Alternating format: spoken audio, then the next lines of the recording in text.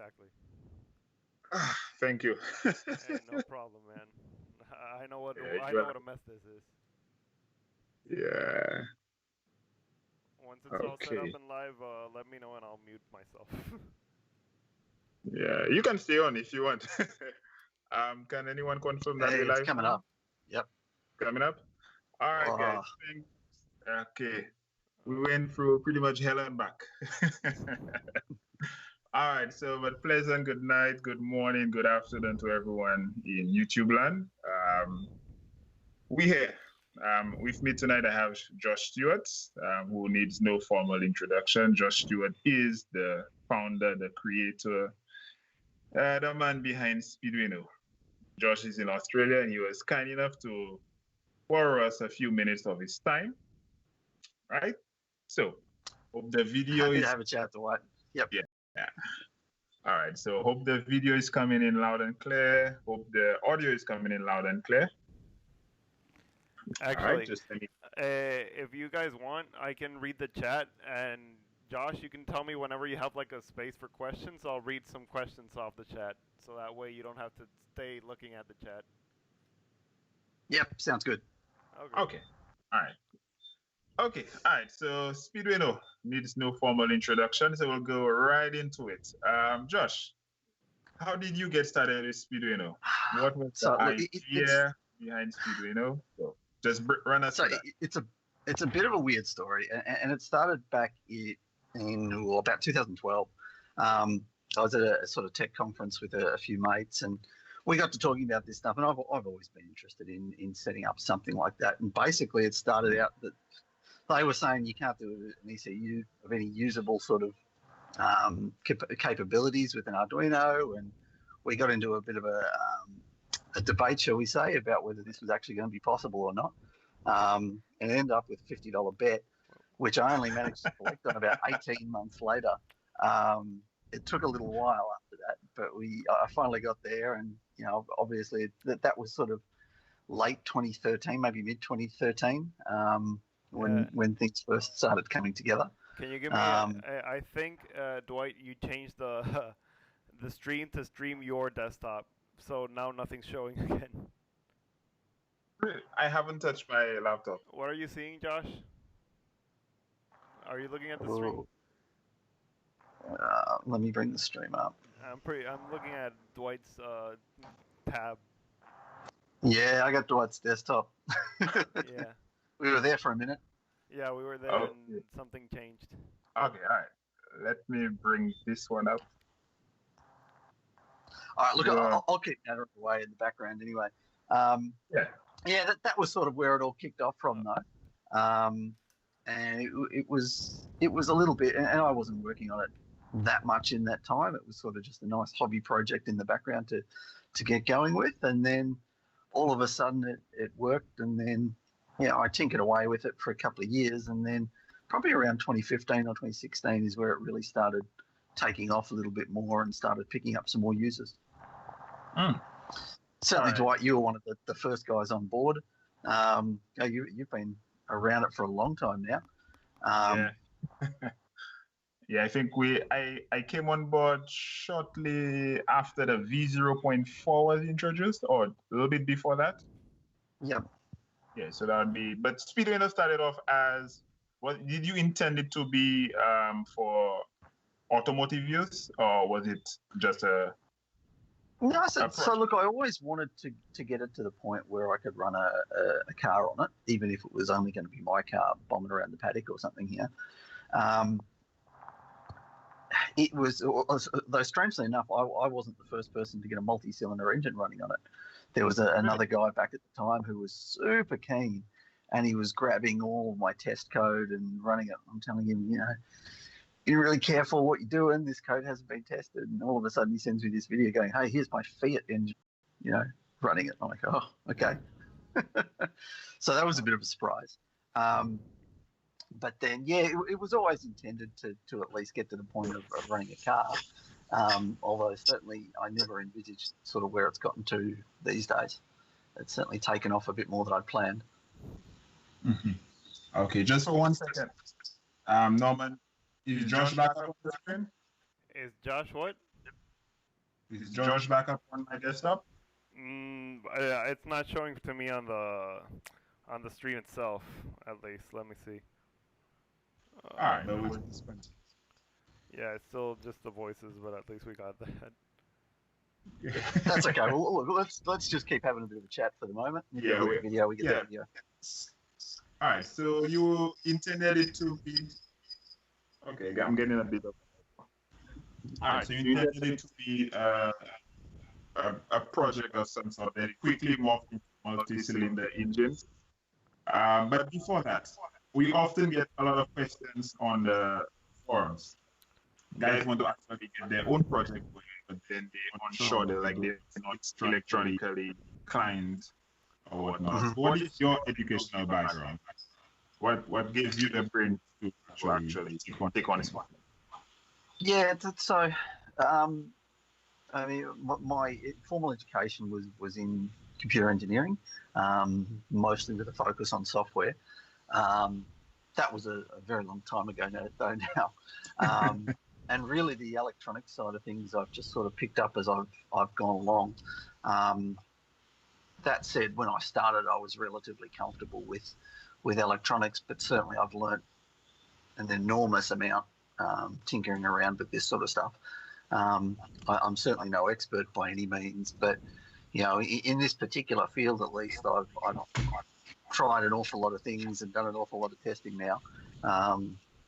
So it says a lot that you can, these days with electronics, you can do things very, very cheaply and very, very quickly in terms of testing and learning that you really couldn't do in the past.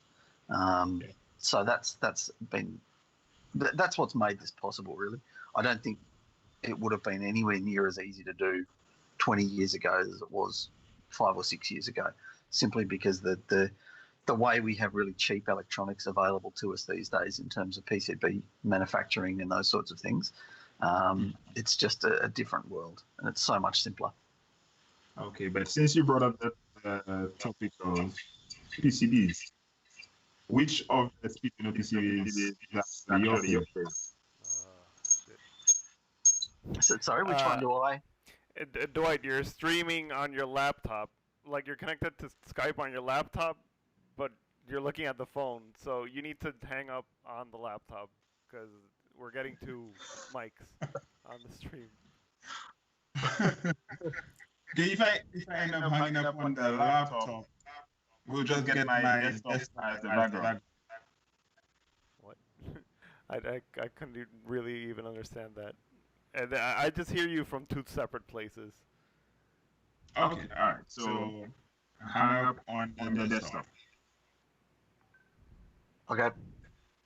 Sorry, I missed that question. It was about boards. And Josh, you can tell me whenever you have like a space for questions. I'll read some questions off the chat, so that way you don't have to stay looking at the chat. Yeah, sounds good. Okay. All right. Okay. All right. So Speeduino needs no formal introduction, so we'll go right into it. Josh, how did you get started with Speeduino? What was the idea behind Speeduino? So just run us through that. So it's a bit of a weird story, and it started back in about 2012. So I did a sort of tech conference with a few mates, and we got to talking about this stuff, and I was setting up something like that. And basically, it started out, they were saying you can't really be usable sort of capabilities with an Arduino. We got into a bit of a debate, shall we say, about whether this is actually going to be possible or not. It ended up with a $50 bet, which I only had about 18 months later. It took a little while after that, but I finally got there, and obviously that was sort of late 2013, maybe mid 2013, when things first started coming together. Can you give me I think, Dwight, you changed the stream to stream your desktop, so now nothing's showing again. Really? I haven't touched my laptop. What are you seeing, Josh? Are you looking at the stream? Let me bring the stream up. I'm looking at Dwight's tab. Yeah, I got Dwight's desktop. We were there for a minute. Okay. Yeah, we were there. Okay, all right. Let me bring this one up. Look, I'll keep that away in the background anyway. Yeah, that was sort of where it all kicked off from. And it was a little bit, and I wasn't working on it that much in that time. It was sort of a nice hobby project in the background to get going with, and then all of a sudden it worked, and then I tinkered away with it for a couple of years, and then probably around 2015 or 2016 is where it really started taking off a little bit more and started picking up some more users. All right. Certainly, Dwight, you were one of the first guys on board. You've been around it for a long time now. Yeah. Yeah, I think I came on board shortly after the V0.4 was introduced, or a little bit before that. Yeah, so that would be. But Speeduino started off as, what did you intend it to be for automotive use, or was it just a project? So look, I always wanted to get it to the point where I could run a car on it, even if it was only my car on around a paddock or something. It was, though strangely enough, I wasn't the first person to get a multi-cylinder engine running on it. Really? There was another guy back at the time who was super keen, and he was grabbing all my test code and running it and telling me, be really careful what you're doing, this code has to be tested. And all of a sudden he sends me this video going, hey, here's my Fiat engine, running it. I'm like, oh, okay. So that was a bit of a surprise. But then, it was always intended to at least get to the point of running a car.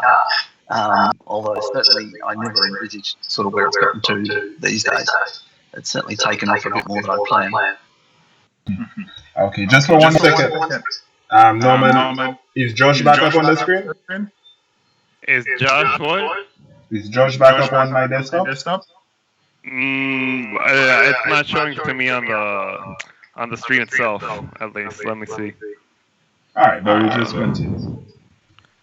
Yeah, it's still just the voices, but at least we got that.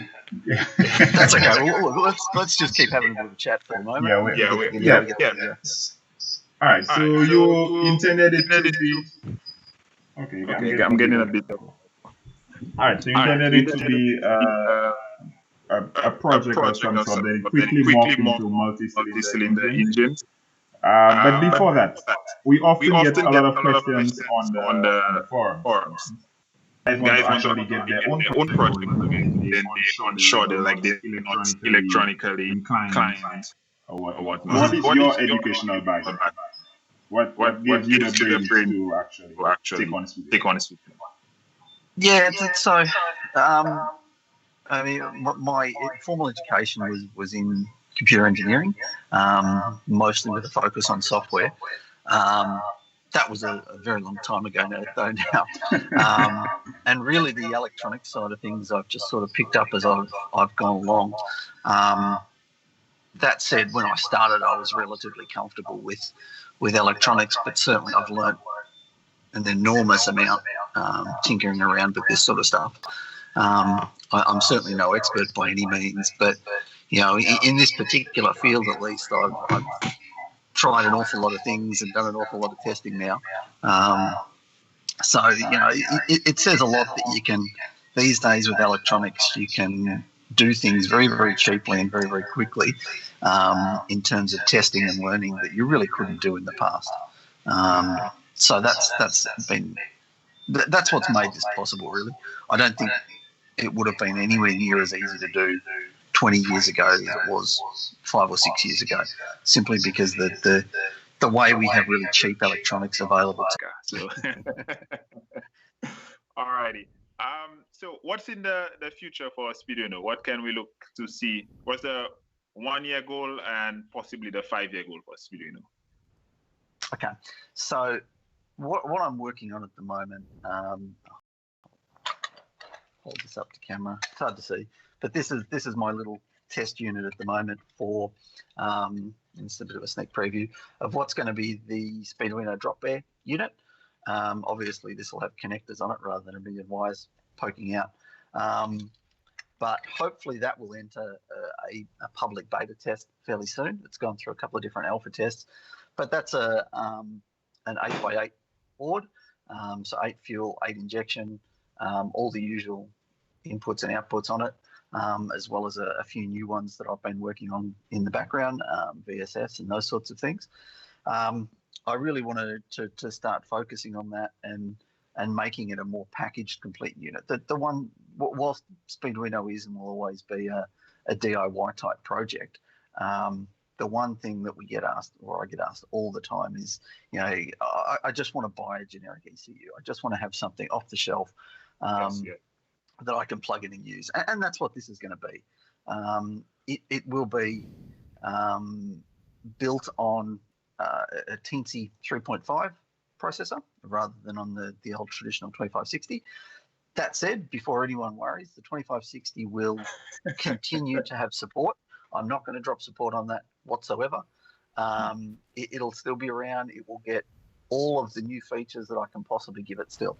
And when I say that, I don't mean that, I'll give it a couple of token things here and there and then drop support from it. That's not what I'm intending to do at all. It'll get nearly all the new features that it won't get 8 fuel, 8 ignition, simply due to some hardware limitations on it. But all of the firmware-based features that that I keep adding will continue to flow through on the 2560 on the old Mega. Okay. One last question before we take a couple more from the audience, if we have anybody in the comment section. Speedy knock. When can we expect to see Speedy knock? Or any form of Speedy knock control? Yeah, I get asked this so often. Look, I can only apologise that I really haven't put the time into it that I probably should have. I've been focusing a lot on this other hardware and getting a lot of new things out the door in terms of firmware. That said, the firmware for Speedy Knock is working really well now. You can plug it in and it does really nice advanced knock detection, proper windowing, proper dynamic variable or dynamic threshold settings and those sorts of things. It works really nicely. What I don't have at the moment is either a nice hardware setup for it in terms of something that you can use easily. It's just very much built onto a test board. And I don't have a nice front end for it, which I did start writing, but I haven't got through finishing yet. My goal with it, though, is to have something built into a nice standard automotive gauge housing that you can just mount anywhere that you would mount a standard gauge. Getting the industrial design for that right is tricky and very time consuming. What I might look at doing, if there's any interest from people, I might do sort of a DIY knock version of it, just to get it out there and so people can play with it, because it does work really well.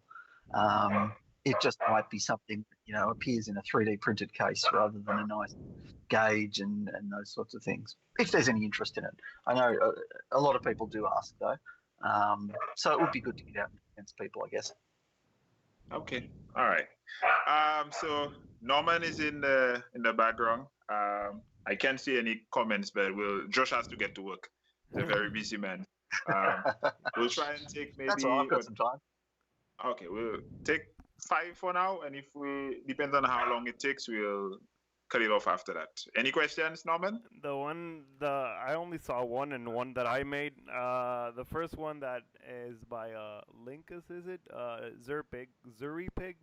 He said, can't wait for VSS. So is there any chance that the 2560 can get a VSS input? Yes, is the short answer to that. I dropped it before simply because it's what I've been working on for the last week or so.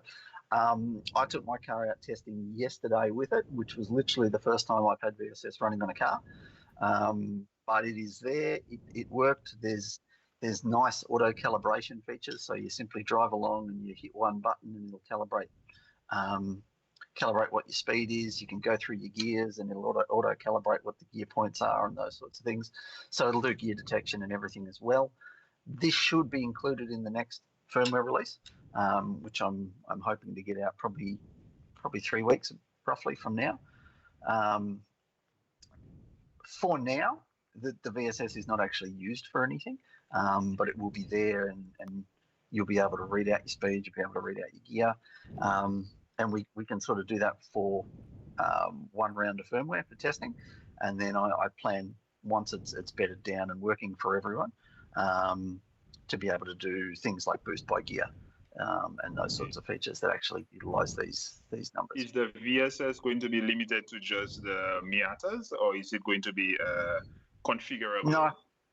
No, it'll be very generic. Basically, you just need a pulse sensor, which is fairly typical, either from a gearbox or drive shaft or something like that. And it'll work with just about anything. There are some very grand plans of doing VSS off CAN in the future, but that's a long, long way down the track. For the moment, it'll just be a standard vehicle speed sensor input, and it'll work with the vast majority of VSS setups that are out there.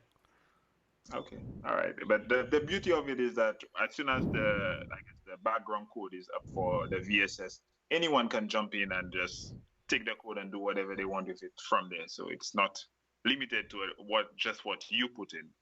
That's the beauty of Speeduino. You can just take the code and edit it and do whatever you want with it. Yeah, look, I've always been pretty passionate about open source, and that there was no question in my mind that that's what Speeduino would be. Mm-hmm. All righty. Okay.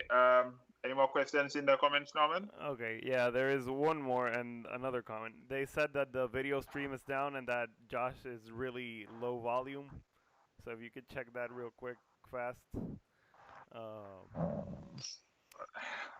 I have absolutely no idea. But that would be on your end, no? Since the thing is, it's not showing my stream, so that means your laptop switched back to showing its screen. So we're seeing your screen again with the Skype and the black background and stuff. I'm not sure how I can go about. Do you have Chrome open, or did you close YouTube Studio? Yeah. I think my audio is just coming through your mic, Dwight. Yeah. Oh, okay. So I probably need to put my phone closer to the laptop. The thing is, we'll give that a try. Yeah, my desktop is streaming to YouTube, but YouTube isn't showing my desktop; it's showing your desktop. Yeah.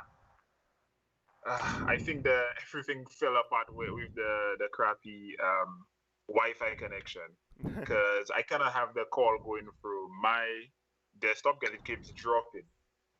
So hopefully we may get around 2 with Josh. And oh yeah, my wife is just showing me the screen. Okay, all right. So just looking at the chat from Zuripig, yeah, rotational idle. A few people have asked about that one. I'll add it to the to-do list. It won't make this next firmware, but I'll certainly take a look and see what I can get, because a few people have asked about that in the past as well. Okay, all right. I wanted to ask, what do you think about STM32 versus Teensy? I've seen that the STM32 is pretty powerful. I wanted to make the question just so everyone can know, like, it's pretty powerful for the price, but why do you choose Teensy over STM32? Look, I've got nothing against STM32 whatsoever. If we can make it work, I'm absolutely all for it. And I've poured a heap of my own time into getting it working, and I know a lot of other people have as well. I guess I've just got some reservations about how it works and how user-friendly it is. It's got some technical limitations, like it's got no onboard EEPROM, which makes it a little bit tricky to do in a generic sense. So if you're just writing your own single platform thing, then it would be fine. You can hard code a lot of stuff into the code, and you'd be fine. Doing a project like Speeduino that's now currently operating across 3 different architectures, and trying to be as platform agnostic as possible, it's difficult to do, or a little bit more difficult without making the code really messy. It also has, in my opinion, a really messy firmware uploading system. The Arduino and the Teensy make it really simple for people to upload new versions of the firmware, and Speedy Loader obviously makes that very simple. But adapting Speedy Loader to work with STM32 would be not impossible, but a difficult task. And it's something that I've certainly looked at. I've poured a whole heap of time into, but it's probably not something I'm going to spend a lot more time on myself. That said, if others do want to spend time and make it work, I will gladly merge it on the firmware. I had no problems about it whatsoever. From all the time I've put in, though, it's the Teensy has just been a absolutely no idea. But that would be on your end, no? Since your end. The thing is, it's not showing my screen, so that means your laptop switched back to showing its screen. So we're seeing your screen again with the Skype and the black background and stuff. So I'm not sure how I can go about. Open. Do you have Chrome open, or did you close YouTube? YouTube Studio yet? Well, I think my audio is just coming through your mic, right? Yeah. Oh, okay. So I probably need to put my phone closer to the laptop. The thing is, my desktop is streaming to YouTube, but YouTube isn't showing my desktop; it's showing your desktop. Yeah. I think everything fell apart with the crappy Wi-Fi connection, because I cannot have the call going through my desktop because it keeps dropping. So hopefully we may get around 2 with Josh. And oh yeah, my wife is just showing me the screen. Okay, all right. So yeah. So just looking at the chat, rotational idle. A few people have asked about that one. I'll add it to the to-do list. It won't make this next firmware, but I'll certainly take a look and see what I can get, because a few people have asked about that in the past as well.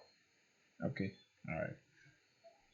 So I want to ask, what do you think about STM32 versus Teensy? I've seen that the STM32 is pretty powerful. I want to make the question just so everyone can know, like, it's pretty powerful for the price, but why do you choose Teensy over STM32? Look, I've got nothing against STM32 whatsoever. If we can make it work, I'm absolutely all for it. And I've poured a heap of my own time into getting it working, and I know a lot of other people have as well. I guess I've just got some reservations about how it works and how user-friendly it is. It's got some technical limitations, like it's got no onboard EEPROM, which makes it a little bit tricky to do in a generic sense. So if you're just writing your own single platform thing, then it would be fine. You can hard code a lot of stuff into the code, and you'd be fine. Doing a project like Speeduino that's now currently operating across 3 different architectures, and trying to be as platform agnostic as possible, it's difficult to do, or a little bit more difficult without making the code really messy. It also has, in my opinion, a really messy firmware uploading system. The Arduino and the Teensy make it really simple for people to upload new versions of the firmware. And Josh is, I guess, sometime later this week or whenever he has some time, we'll just do take 2. That would work great. Yeah. Yeah. So, and anyone who's watching, well, not watching, anyone who's listening to us, we apologize for my boring background or our boring background. Alrighty.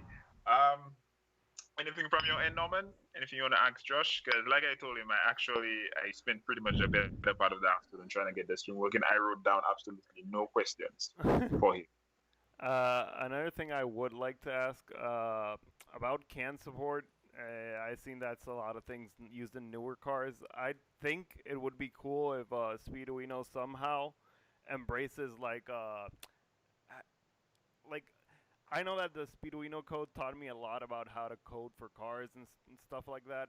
I'd like to see something like that, but for CAN bus, because right now I think CAN bus is a really big part of the automotive industry, and making open source tools to work with CAN and be able to implement more CAN communications to an open source project would help it a lot.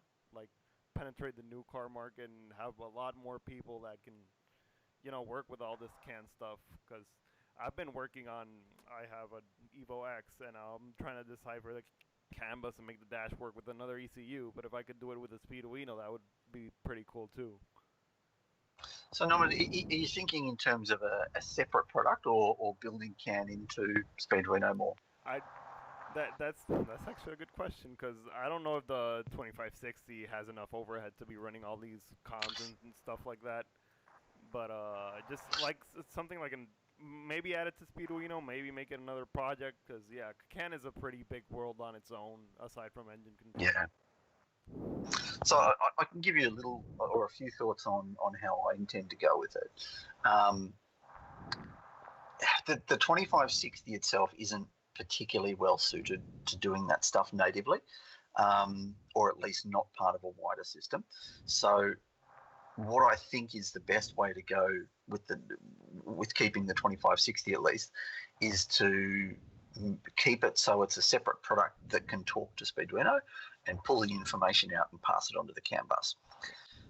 On the newer stuff that I'm doing, like this, the Teensy based board, it has a CAN transceiver and everything on that board, and the intent will be to have that all done natively in the code and natively off the board. That said, that doesn't mean there needs to be 2 lots of code there to do it.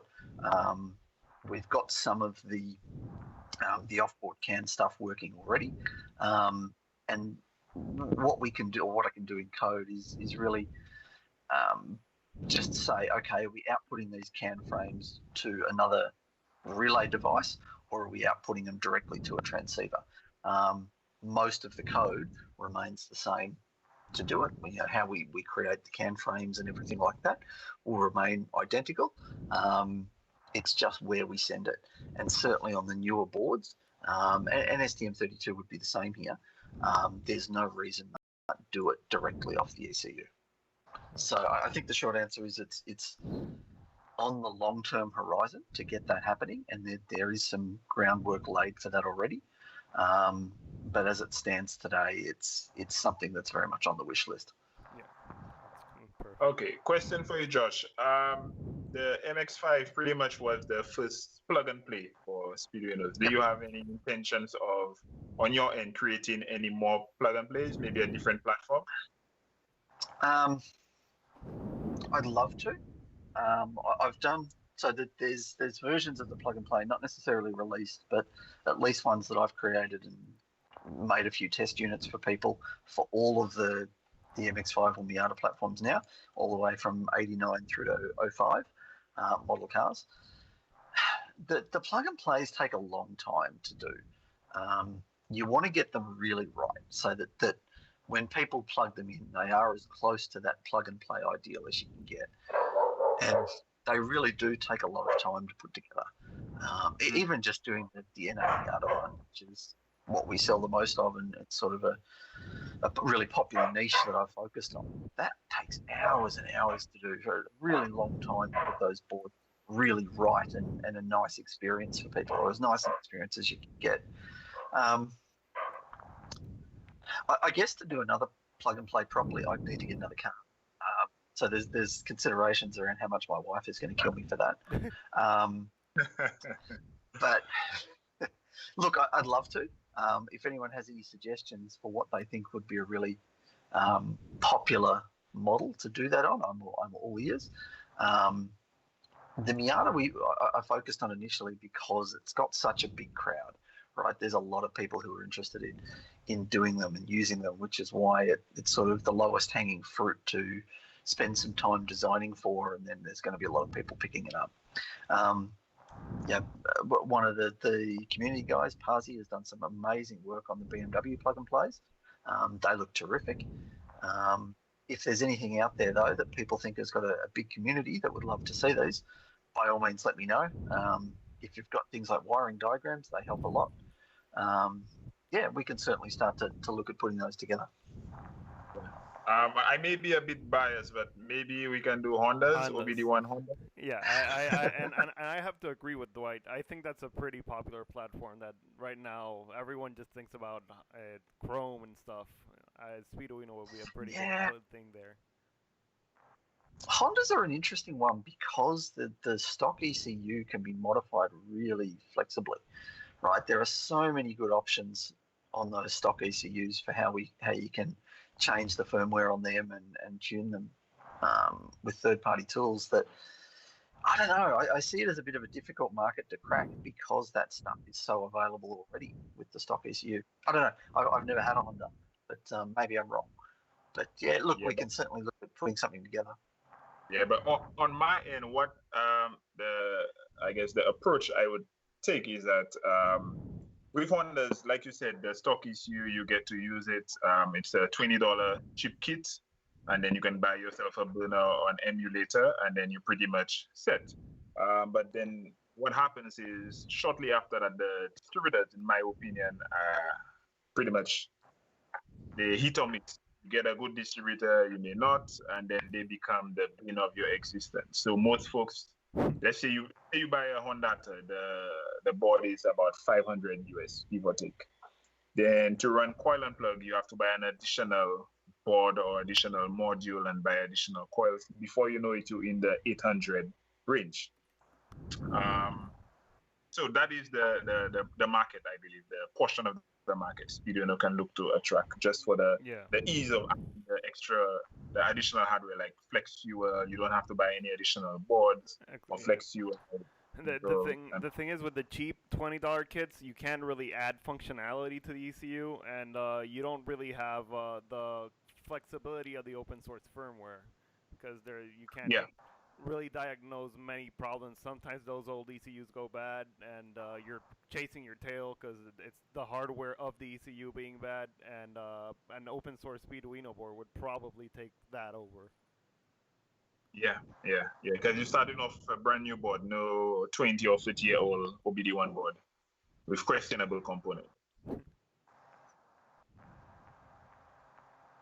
Or maybe we just need to do a GoFundMe and buy you a Honda, Josh.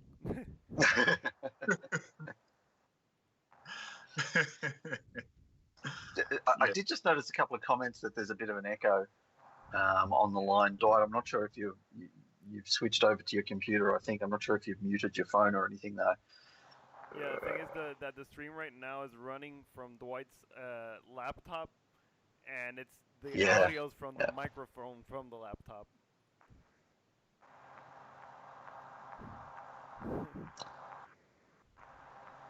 Oh, and I think the stream is delayed a bit. It's always delayed. What was I gonna say? There's another thing in the settings. The thing is to change the settings. I need to end the stream. So. Yeah, I think for now we can just wrap this one up, and we don't want to exhaust the first technical difficulty interview. And when we get take two, we've pretty much asked Josh everything we need to ask him. Yeah. Look, I'm more than happy to do these or any sessions that people are interested in. So yeah, if anyone out there can hear us, let us know what you want to see, and we'll do one that's we swear the video will work a little bit better on. I think a good thing to tell the people that are watching the stream right now, it would be I guess most of the people here are going to be in the group. It would be nice to make a post with a bunch of suggestions for the next stream, maybe a bunch of questions that people can start answering and such. Yeah. After I speak with my wife, who's pissed because I've been at that TeamViewer OBS stuff all day, I'll be sure to make the forums. Well, yeah, I think that's a wrap for today. All right. Well, Josh. Sounds good, guys.